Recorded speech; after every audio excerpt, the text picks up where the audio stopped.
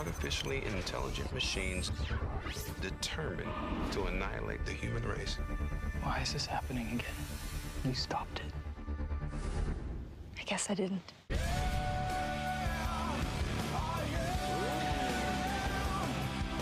Mother, son, Terminator. They want to live like any ordinary family. Grab the guns. I'll make pancakes. But the Connors will have to fight for our future. You've reached the future leader of mankind. It may take me a little while to get back to you, but leave a message anyway. Terminator, the Sarah Connor Chronicles. The two-night premiere event begins this month on Fox.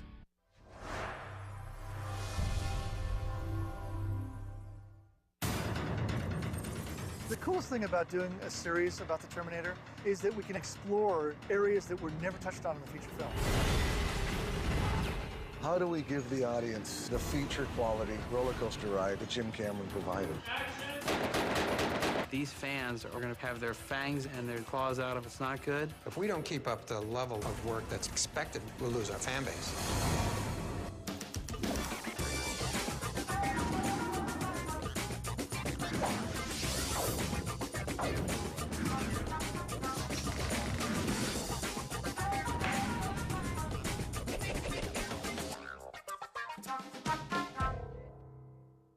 James Cameron created the Terminator franchise.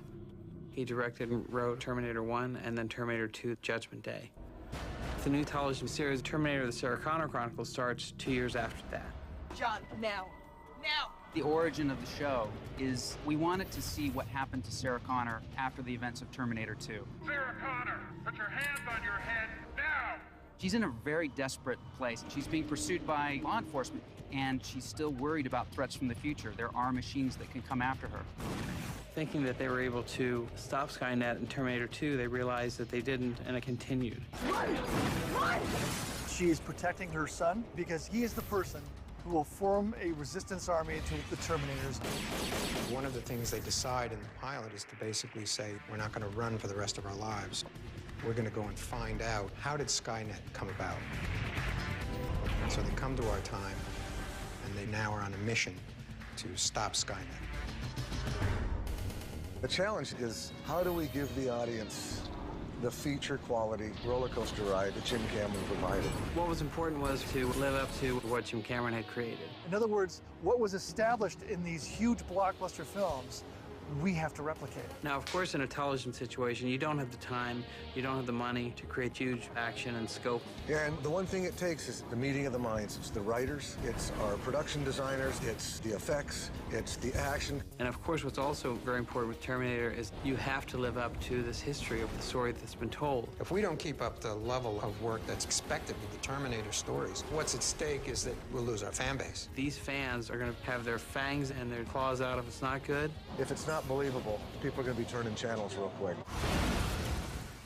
What we know is that people come back to the show because they're interested in the characters, because they're interested in Sarah Connor, in John Connor, and in Cameron, the Protector Terminator. And so the major thing that we did to make this viable as a television show is to make Sarah proactive.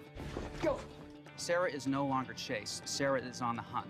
She's at war, and she's chasing Skynet now as opposed to the other way around. She's got great depth, I think, that probably wasn't out there in the movies. The fact that she has got this very real issue in her life, which is she gave birth to someone she wasn't ready for and also happens to be the savior of the world. The hardest part about this show, as an actor, when you've already had something laid down as a groundwork, you're having to keep that in mind, and so the sort of natural, instinctive process is harder to maintain.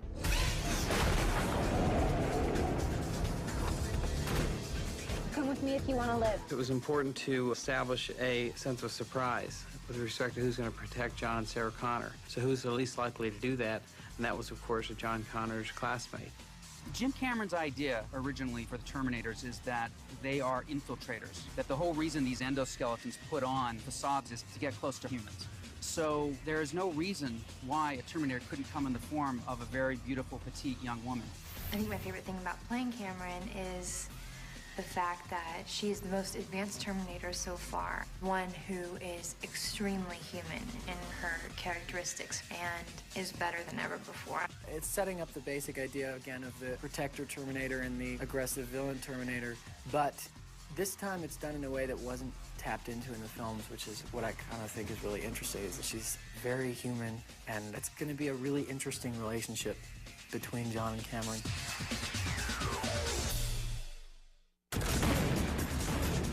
Stunts are crucial to what we're doing. Joel Kramer, the stunt coordinator, was someone that had done the Terminator films and coordinated Terminator 2, and this was a guy that I knew that he knew what good was. The Terminator film's the blueprint for what we're doing. And, you know, if we can't follow in the footsteps of what Jim set forth, we're wasting our time. And the nice thing about this is we're running the gambit on stunts. You know, everything from vehicle chases to crashes to really extensive fight sequences. Joel comes up with stunts that really have a great story edge to them. Each character we've set a tone for on how we want the action or the fights to look. Sarah's going to be very militant about her fights. She's going to know a lot of combat techniques and be able to take people down. Summer Glau playing Cameron, you know, she was a nationally ranked ballet dancer, so Summer thinks very linear with things. When I'm training with Summer, whether it's a fight or a stunt, I walk her through the paces, and she picks it like a dance. I can show Summer something once, and she's got it. In a television situation, you're going to have wonderful action as long as you've planned it out. There was the fight that took place in Sarah Connor's house between the two Terminators.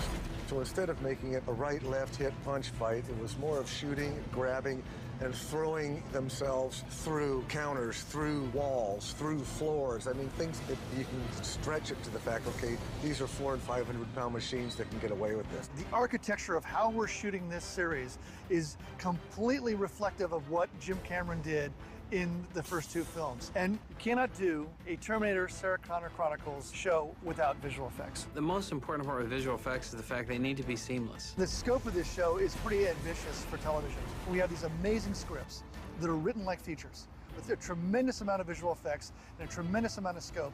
And on the other hand, we're on a TV schedule and on a TV budget. And so what does that mean? Well, it means it's 24/7. Okay, so this is the T888. It is a completely upgraded and modified, improved version of the Terminator Endo series. This is a bipedal combat chassis. It's basically a two-legged tank. And this is the reason why it's called 888. 1, 2, 3 processors. It's a triple core. So if this one gets whacked, and this one gets whacked, there's still one hard drive that can run the system. Very militaristic. That's how the military builds things. It's always redundant. You always have a backup. The biggest challenge in designing the new Terminators was to honor the design. In the first Terminator, the Terminator was kind of a bodybuilder. It was a very big, brutish, you know, Industrial Revolution, battering ram Terminator. Our Terminator is much more upgraded, much more refined, has a little bit more kung fu moves, but still has that Terminator vibe. It's still a machine. So the challenge was to upgrade this design, but not lose what worked and what is so perfect about the design. So it was a very delicate balance of upgrading and also not losing what was essentially perfect in its original incarnation. I think this series is going to satisfy fans of Terminator by bringing Sarah Connor back. I think people miss Sarah Connor, and they rightly should. She's a fantastic character. I'm really excited by the fact that all the pieces came together for the Sarah Connor Chronicles, and I'm very proud of the fact that we were able to keep a visual integrity. It is like a ride every week. We have amazing stunts, we have amazing visual effects, and the actors are really dedicated. No one has ever seen anything like this on television before. This level of action is high for a blockbuster movie. And it being a weekly series is a revolution.